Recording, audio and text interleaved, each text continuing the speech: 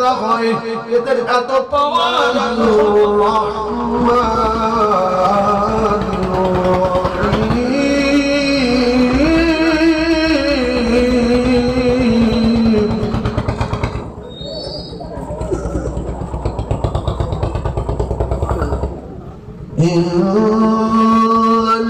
الذين فتنوا المؤمنين والمؤمنات ثم لم يتوبوا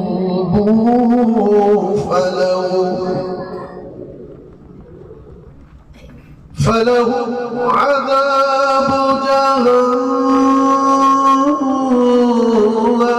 ولهم عذاب الحريق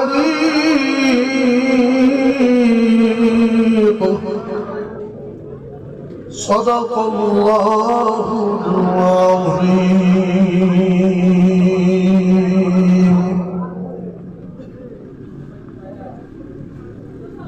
درود اللهم صل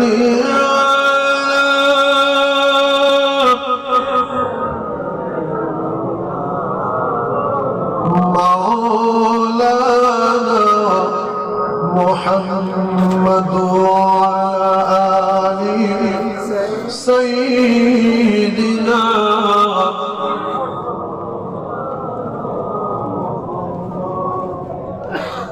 ভাই দরুদ কার জন্য পড়ি? নবীর জন্য না আল্লাহর জন্য না আমার জন্য? জায়গাটা বলে নবীর কি হয়েছে? নবীর জন্য পড়বেন? নবীর কি গুনাহ আছে? আমরা নবী যদি কেউ ভালো না বাসি নবী কি বিপদে বলবে?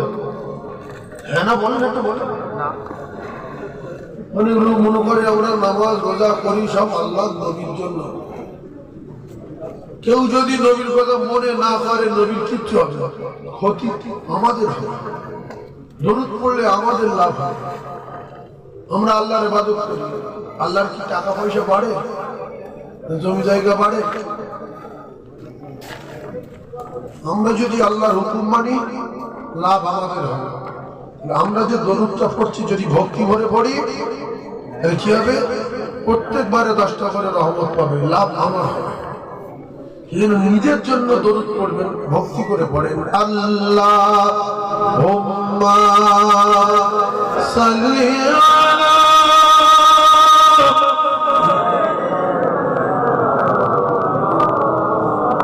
ওয়া আলা আলি সাইয়্যিদিনা।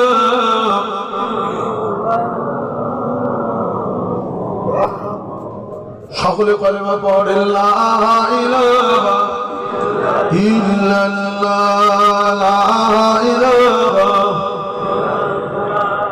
লা ইলাহা ইল্লাল্লাহ মুহাম্মাদুর রাসূলুল্লাহ। আল্লাহুম্মা সাল্লি আলা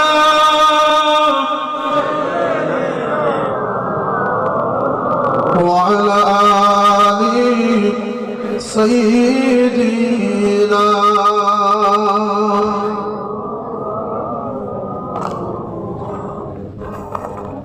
ভাই কলেমা পড়লে দরুদ পড়লে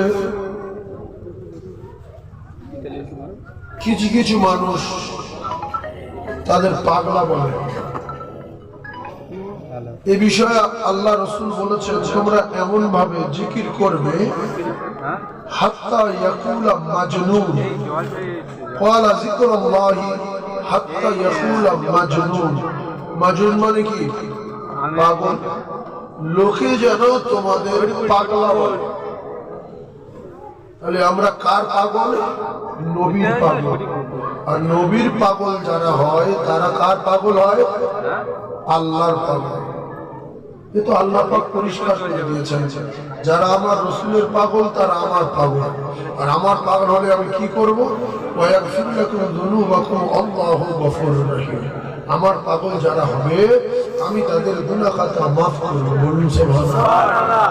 এই জন্য রাসূলুল্লাহ বলেছে, তোমার মা, তোমার বাপ, তোমার 14 পুরুষ, টাকা পয়সা, ব্যবসা বাণিজ্য যা কিছু আছে, সবচেয়ে বেশি পাগল হতে হবে আমার প্রেমে। বলে কি হবে? আমি আল্লাহ তোমাদের গুনাহ মাফ করে দেব। আর আমাদের সবচেয়ে একটা ডেঞ্জারাস ব্যাপার হলো, যেটা ক্ষতির কারণ, সেটা হলো আমাদের গুনাহ। আমাদের এই গুনার জন্য জাহান্নামে যেতে হবে। গুনাহ যদি মাফ হয়ে যায় আমরা ফ্রি হয়ে গেলাম, না কি বলে? গুনাহ যদি মাফ হয়ে যায় আর কোনো টেনশন আছে? তাহলে আমরা যত জিকির করব, যত কলেমা করব, তত গুনাহ মাফ হবে। আর গুনাহ মাফ হলে আমাদের আখিরাতের রাস্তা পরিষ্কার হবে, জাহান্নামের রাস্তা পরিষ্কার হয়ে যাবে। পুলসিরাত বিদ্যুৎ গতিতে পার হয়ে আল্লাহর তার জান্নাত নসিব হবে। বলুন সুবহানাল্লাহ। আর বর্তমানে যে কম্পিউটারের যুগ জামানা চলছে, মোবাইলে এত ডেঞ্জারের ব্যাপার হয়ে যাচ্ছে, কিছু বললে ছবি লাগাচ্ছে, ছবি লাগিয়ে এগুলো মানে কি ভাইরাল না কি বলে, ভাইরাল হবে। প্রত্যেকটা ইউটিউব চ্যানেল এরা চায় যে আমার এটা ভাইরাল বেশি হোক, আমার এটা বেশি দেখুক। কি করলে বেশি দেখে সেই চিন্তা ভাবনা করে এরা কিন্তু ছবি টবি লাগায়। তো বর্তমানে এই ছবিতে বিরাট ঘটনা হচ্ছে, সেজন্য ছবি টবি তোমার ভাইদের বলছি লাগাবে না। যেটা ওয়াচ করবো ওটাই ক্যাসেটে ছেড়ে যাবে, দিলে যা হয় হবে, ভালো হোক মন্দ হোক সেটা করা হবে। ছবি দেওয়া ঠিক না। কারণ আমি যদি বন্দরের কথা বলি, কিছু মেয়েদের নিয়ে আমার পাশে দাঁড় করিয়ে দিচ্ছি, তাদের বিহাল অবস্থা। এরপরে ফুরফুরা হুজুরদের কথা যদি বলি, সেই হুজুরটার আমার পাশে দাঁড় করিয়ে দিচ্ছি। ভাই, আল্লাহর ওলি যারা, এরা ভালো না খারাপ? আপনারা বলেন, আল্লাহর ওলিরা ভালো না খারাপ? ভালো। মানে একটা কথা আপনারা বোঝেন, ধরুন কথাই বলছি, আপনাদের এখানে একটা পীর সাহেব আসলো, এখন সেই পীরের আখলাক, চরিত্র, নীতি, আদর্শ আপনারা দেখবেন, দেখে তার ওলি বলবেন, আল্লাহর মাহবুব বলবেন, মুমিন বলবেন। কিন্তু সেই পীর সাহেব যদি লোকের ধরে ঠ্যাং ভেঙে দেয়, পাগলা করে দেয়, ও পীর গ্রামে টিকবে কি? হ্যাঁ, আপনার ছেলের বা আপনার যদি পীর সাহেব এটা জমান বন্ধ করে দেয়, আপনি তো ওর মার্ডার করে দেবেন, ওর জন্য কেস খেতে হয়, আপনি খাবেন যে পীর নয় ডাকাত। বর্তমানে কিছু মৌলবী আছে বলছে, ফুরফুরা যদি পীর থাকতো তাহলে আমরা এতগুলা বলছি আমাদের হাত পা পড়ে যেত। আমরা এতগুলা বলছি আমাদের হাত পা পড়ে যেত। আমি ওদের বলি যে পীর যদি অরিজিনাল ফুরফুরায় থাকতো তাদের হাত পা পড়ে যেত। আসলে ব্যাপারটা এটা না, ফুরফুরা অরিজিনাল পীর আছে বলে তাই হাত পা পড়ে না। পীরেদের কাজ হাত পা ফেলা না, পীরেদের কাজ হাত পা ফেলা। কিছু মূর্খ আছে, জ্ঞানগম্ভীর কম, এরা বলছে হ্যাঁ ঠিক নেই, পীর যদি থাকতো তাহলে তো হাত পা পড়ে যেত। পীরের নামে গালাগালি করছে। আরে পীরের চেয়ে তো নবীর ক্ষমতা বেশি। নবীর এত মানলো, গালাগালি দিল, মিথ্যাবাদী বললো, জাদুকর বললো, গণক বললো, তুই নবী তো কারো হাত পা ফেলে না, ফেলেছে। তুমি মৌলবী শুকনো, তুই কি বলতে চাচ্ছ নবীর ক্ষমতা নেই? হ্যাঁ, আল্লাহর ওলিদের ক্ষমতা নেই? বিরাট ক্ষমতা আছে। আল্লাহর ওলিরা তোমার হাত ফেলবে না তো? আল্লাহর ওলিদের সঙ্গে যারা লাগে তাদের হাত পা আল্লাহ ফেলবে। আল্লাহর নবীর সঙ্গে লেগেছিল আবু লাহাব। নবী দোয়া করেন যে আল্লাহ আমার চাচার হাত পা ফেলে দাও, বিশাল কাঁটা দিচ্ছে রাস্তায়, আল্লাহ হাত পা ফেলে দেবে। সূরা লাহাব, তাব্বাত ইয়াদা আবি লাহাব ওয়া তাব। আল্লাহ হাত পা ফেলতে বলেছে, আল্লাহ বলছেন হাত পা পড়ে যাবে, ও ধরে যাবে। মুসা নবীর সঙ্গে লাগলো আল্লাহ মাহবুব বান্দার সঙ্গে। মুসা নবী বলেন যে আল্লাহ ফেরাউনের হাতে পড়ে যাবে, আল্লাহ বলতো চুপিয়ে চুপিয়ে সাগরের তলায় নাখানে চুপিয়ে মরে যাবে। আল্লাহ ওয়ালাদের সঙ্গে যারা লাগে আল্লাহ তাদের হাত পা ফেলবে, তাদের জবান বন্ধ করবে।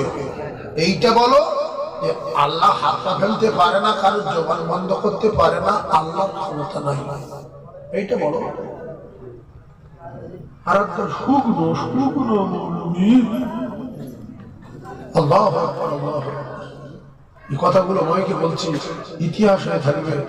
বলছে নবী যদি কবর থেকে বাইরে বার হতে পারতো নবীর রূহ, তাহলে নবী কবর থেকে রূহ বার হয়ে কারবালার প্রান্তরে গিয়ে হাসান হোসেনকে বাঁচাত। তাহলে এই জায়গায় কথা রাখলাম, কিছু মানুষ ভাববে ঠিক ইমান নষ্ট হয়ে যায় যাতে করে বেঈমান হয়ে মরি, সেজন্য ভাববে ঠিক। এরপরে আপনারা কি বলবেন ওই মৌলবীর কথা শুনে যে আল্লাহর যদি ক্ষমতা থাকতো তাহলে বাবরি মসজিদ যারা ভেঙেছে আল্লাহদের হাতটা ফেলে দিত। বাবরি মসজিদ যখন ভাঙছিল আল্লাহ দেখতে পেয়েছে না পায়নি? অন্য কোনো জায়গায় চলে গিয়েছিল?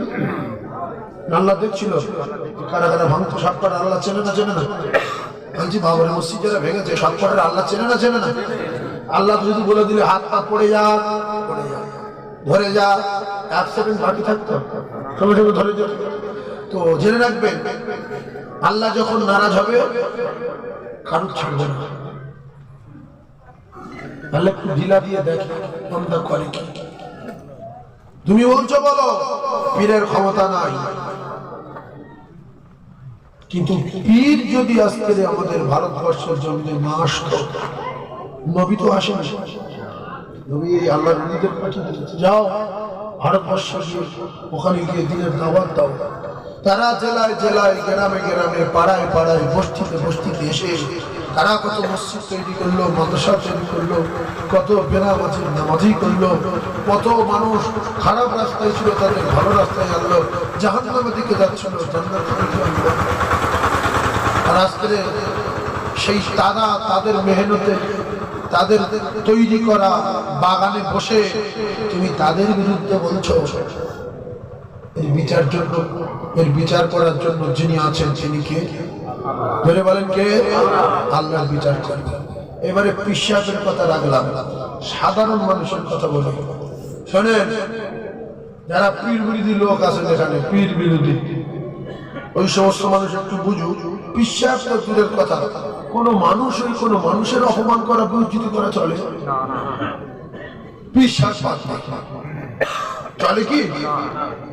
কাবা যদি কেউ দেয়াল ভেঙে দেয়, কাবার দেয়াল, ওই কাবার দেয়াল আবার সোনা দিয়ে তৈরি করে দেবে, লোক বুঝতে পারবেন এটা ভাঙা ছিল। সম্ভব না? অসম্ভব। কিন্তু কাবার থেকে মানুষের অন্তর হলো দামি। মানুষের দিল, মানুষের অন্তর তৈরি করেছেন, মুমিনের অন্তর তৈরি করেছেন আমার আল্লাহ। এটা যদি কেউ ভেঙে দেয়, এতে যদি কেউ চোট দেয়, তার ক্ষমা না।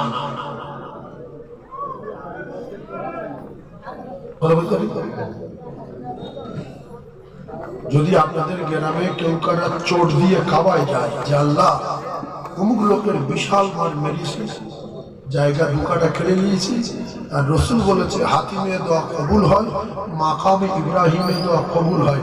আমি তো পিটির কিছু না, সাধারণ লোক, কিন্তু কবুলিয়াত স্থানে এসে গেছি, আল্লাহ আপনি আমার ক্ষমা করে দেন। ক্ষমা হবে?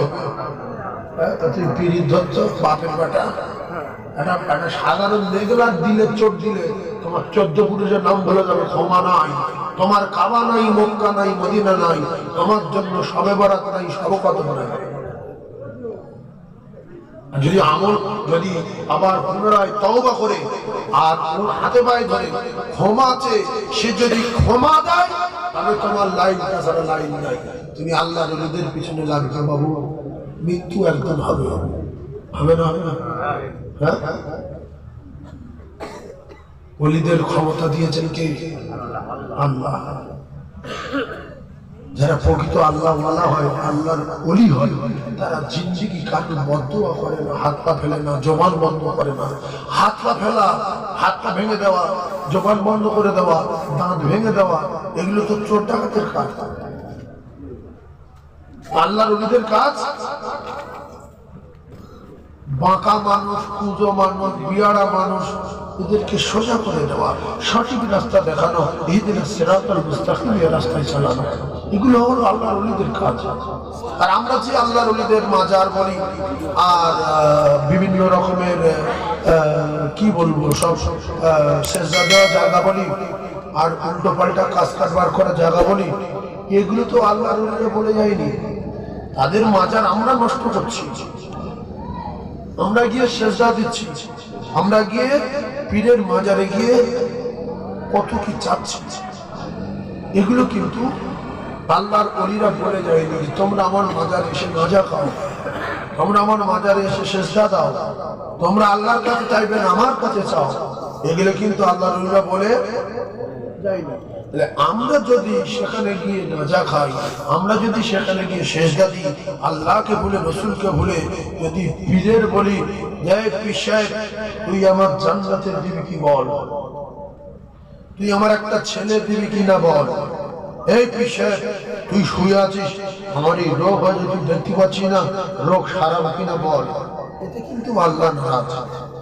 যে আল্লাহ আপনার মাহবুব বান্দাই শুয়ে আছে, আপনার মোমেন বান্দা, আর আমি খুব অসুস্থ, আমি এখানে এসেছি, আল্লাহ আপনার মাহবুব বান্দার ওসিলা করে আপনি আমার রোগ শেফা দেন, আল্লাহ আপনি আমার শরীরটা সুস্থ করে দেন, আল্লাহ আমি কঠিন বিপদে পড়ে গেছি, আপনার মাহবুব বান্দার কাছে এসেছি, আল্লাহ আমার এই মুসিবত থেকে হেফাজত করেন, আল্লাহ হেফাজত করবেন, করবে না করবে না? সব ক্ষমতার মালিক যিনি, তিনিই তো সবকিছু করতে পারেন, সবকিছু করেন না মালিক কে? আল্লাহ। ভাইজান আমার বাবাদিরা একটু বুঝবেন, আপনারা জ্ঞানী মানুষ, এই ফিতনা হচ্ছে বলে আমি এই কথাগুলো আপনাদের সম্মুখে তুলে ধরতে চাচ্ছি।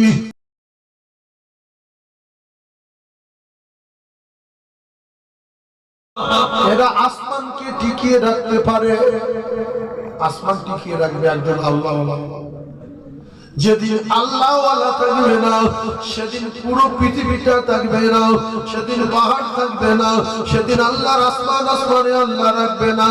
আল্লাহ বলেন আমি আসমান ভেঙে ফেলে দেব, যতদিন আল্লাহওয়ালা, যতদিন মুমিন, যতদিন আল্লাহর মাহবুব দুনিয়ায় থাকবে, ততদিন টোটাল কায়নাতটাকে আল্লাহ ঠিক রাখবে। যেদিন আল্লাহওয়ালা থাকবে না, ইজাস সামাউ ফাতারাত, সেদিন আমার আল্লাহ আসমানটাকে ভেঙে ফেলবে, আসমান আসমানে রাখবে না। আল্লাহওয়ালাদের ক্ষমতা আছে না নাই? পুরো পৃথিবী টিকিয়ে রাখতে পারে। আল্লাহু আকবার, আল্লাহু আকবার।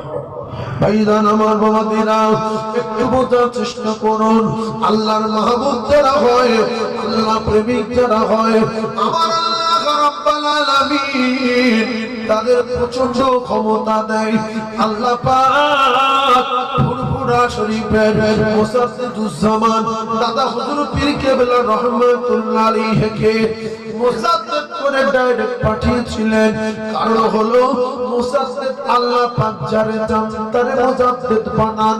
মুসাদ্দিদ লেখাপড়া শিখে মাওলানা হয়ে ভোট করে পার্টির লিডার হওয়া যায়, পার্টির লিডার হওয়া যায়, এমপি এমএলএ হওয়া যায়, কিন্তু ভোট করে পার্টি করে দলবাজি করে মুসাদ্দিদ হওয়া যায় না।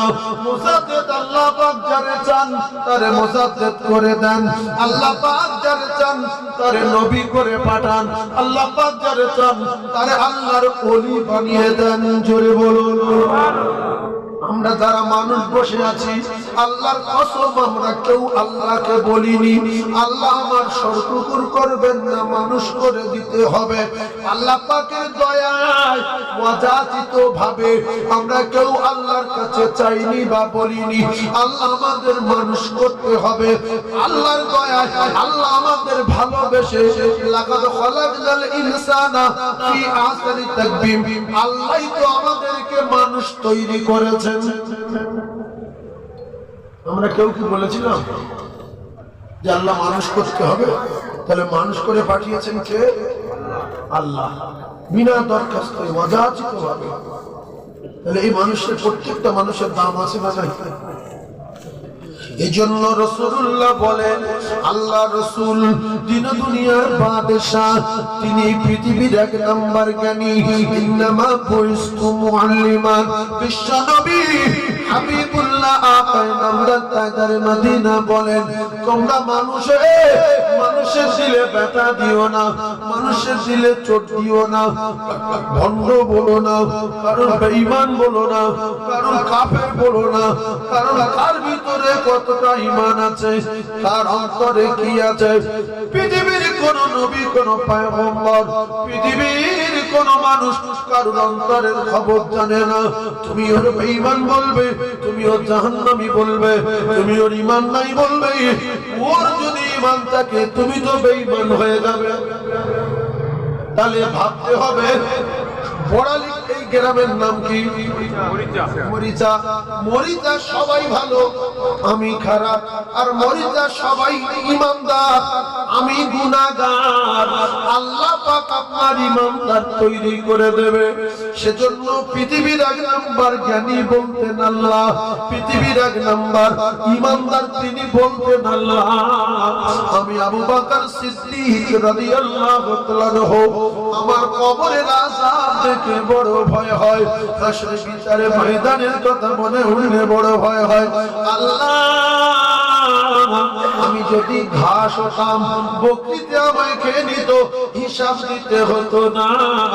কবরের কাছে গিয়ে কাঁদলেন হযরতে উসমান গনি রাদিয়াল্লাহু তাআলা আনহু, যিনি জান্নাতের টিকিট পেয়েছিলেন দুনিয়ায়, রাসূলের দুই কন্যাকে বিয়ে করেছিলেন, তিনি কবরের কাছে গিয়ে কাঁদলেন। এখনকার কিছু মৌলবী নামের ভণ্ড, এরা গ্রামে গ্রামে বাজাচ্ছে ধন্দ, বলে কবরের কাছে যাওয়া যাবে না।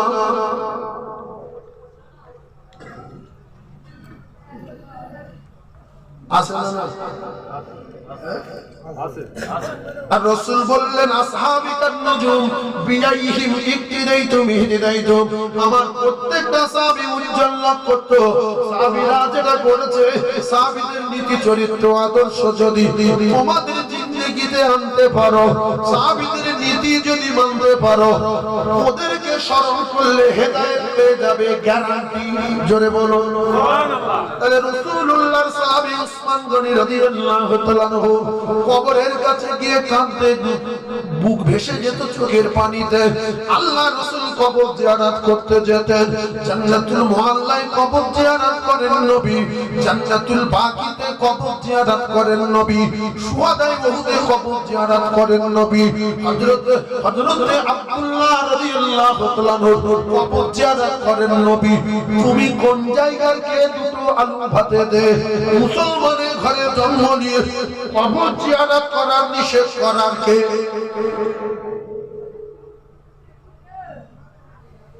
মানে একদল লোক উঠেছে যে আমি যদি কিছু লোকের বেঈমান করে শয়তানের হেল্প করে জাহান্নামে নিয়ে যেতে পারি, শয়তানের তরফ থেকে কিছু প্যারাইজ পাবো। শয়তান তোমার প্যারাইজ দেবে, কিন্তু তোমার জন্য জাহান্নাম, জীবনে জান্নাতে যেতে পারবে না। আর একদল মানুষ আছে মাটি কবর জানাজা পড়ে আর মাটি দেয় না, চলে আসে। এরকম লোক আছে না? না, লোক দেখে দিয়ে আসে, চল চলে যায়, মাটি দেওয়া কবর জানাজা পড়ে হয়ে গেছে, চল সময় নেই। এ বিষয়ে রাসূলুল্লাহ বলেছেন, ভালো করে বোঝার চেষ্টা করুন। হয়তো আপনারা ভাবছেন যে আমরা এগুলো মানুষ আছি, আমাদের সামনে হুজুর বলে যাচ্ছে কোনটা ঠিক কোনটা বেঠিক, কিন্তু এইগুলো দুনিয়ার মানুষ দেখছে, এগুলো থাকবে। যদি ভুল হয় তাহলে এগুলোর থেকে শুনে ফোন করবে। আল্লাহ রাসূল বলেছেন, জানাজা যারা পড়তে যায়, এই জানাজায় যারা শরীক হয়, আমি রাসূলুল্লাহ জানিয়ে দিলাম, এরা এক একজন একটা বহুত পাহাড় পরিমাণ সওয়াব পায়। জানাজা পড়তে গেলে কি পায়? বহুত পাহাড় পরিমাণ সওয়াব পায়। আর রাসূলুল্লাহ বললেন, ওই একটা বহুত পাহাড় পরিমাণ সওয়াব তার নামায় আমলে লেখা হবে। এরপরে যারা মাটি দেবে আর একটা বহুবার পরিমাণ সওয়াব তার নামে আমলে লেখা হবে।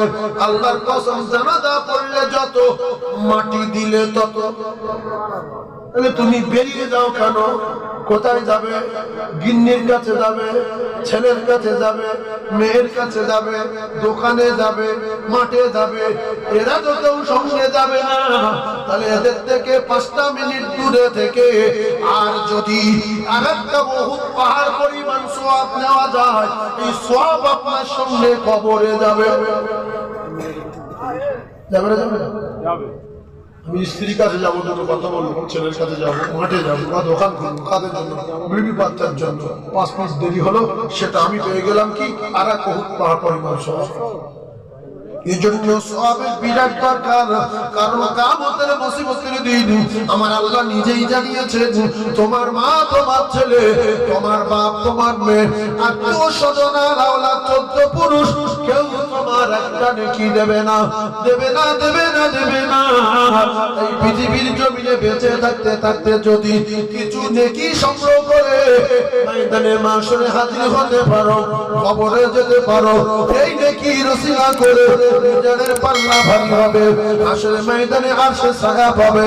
30,000 বছর রাস্তা সিরাত বিদ্যুৎ গতিতে পার হয়ে আল্লাহ পাকের দয়ার জান্নাত নসিব হয়ে যাবে। জোরে বলুন। আমি যুবক ভাইদের বলবো, কিয়ামতের মাঠে কেউ কারণ বাঁচাতে পারবে না। আচ্ছা, আপনাদের জুমা মসজিদ আছে তো? আচ্ছা, জুমা মসজিদে এরকম কেউ কোনোদিন খুতবা পড়েনি? আদম সাবিউল্লাহ নফসি নফসি এর মাধ্যমে খুতবা পড়ে না? সুলাইমান সাহিবুল মখলুকাত নফসি নফসি, দাউদ খলিফাতুল্লাহ নফসি নফসি, ঈসা রূহুল্লাহ নফসি নফসি, মুসা কালিমুল্লাহ নফসি নফসি, ঈসা রূহুল্লাহ নফসি নফসি, মুহাম্মাদুর রাসূলুল্লাহ সাল্লাল্লাহু আলাইহি ওয়াসাল্লাম উম্মতি উম্মতি উম্মতি, এরকম খুতবা পড়ে না? মাঝে মাঝে খুতবা হয় তো। এর মানে হচ্ছে সেদিন আল্লাহর পয়গম্বর বোনেরা মানে সবাই শুধু বলবে আমার উপায় কি হবে, আর উম্মতেরা আমরা সবাই বলবো আমার উপায় কি হবে। কেউ কারোর কাছে গিয়ে কোনো লাইন পাবে না। নবী গোলেরা যদি নিজের চিন্তায় পেরেশান হয়ে আমার উপায় কি হবে, আমার উপায় কি হবে, আমার উপায় কি হবে বলে, তাহলে আমাদের দুনিয়ার জমিনে বেঁচে থাকতে থাকতে কিছু নেকি সংগ্রহ করে নিয়ে যাওয়ার দরকার আছে না? সেজন্য ভালো হয়ে যেতে হবে।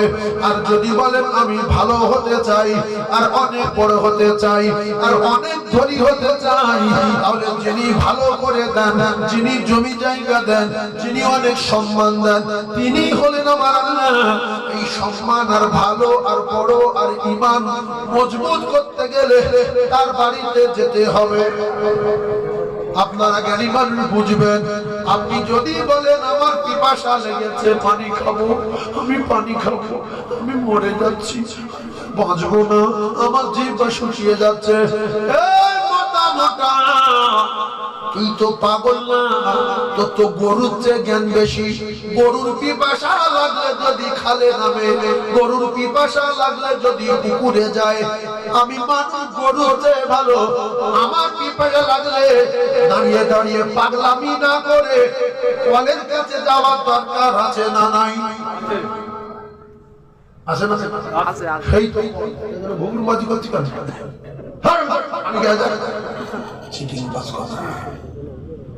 আল্লাহ বলতে তোর সম্মানের দরকার আছে, আমার বাড়ি আয়। তোর টাকার দরকার আছে, আমার বাড়ি আয়। তোর অনেক দোকানের দরকার, আমার বাড়ি আয়। জমি জায়গা চাষ ভালো হচ্ছে না, আমার কাছে আয়। পাটাই পাশাই উঠছে না, হাত পড়া হয়ে যাচ্ছে, আমার কাছে আয়। তোর কিসের দাবি? আমি যখন ডাকবো আমার বাড়ি যাবি, আর তোদের যত দাবি জান ভরে যাবি, আমি আল্লাহ তোদের সব দাবি পূরণ করে দেব। জোরে বলো। আল্লাহই তো নিজে বললেন মালিকাল মুলকি তুতিল মুলকা মান তাশা। সমস্ত পৃথিবীর জমিনে যত সম্পদ আর দৌলত আর জমি জায়গা বিল্ডিং বালাখানা যা কিছু দেখতে পাচ্ছ সবগুলো আমার। আমি যার ভালোবেসেছি আমার খাজানা থেকে মুলক থেকে আমি তার কিছু মাল দিয়েছি। এইসব যা দিয়েছে সব কার? জমিন কার? এইবার কোন ভগিনীর বংশ যদি বলে যে না দোকান আমার, জায়গা সঞ্চয় কিনেছি, আমি কিনেছি, এগুলো সব আমার, তাহলে সে বলুক সে নিজে কার? আমি কার? আমি কার বলেন? আমি আল্লাহ।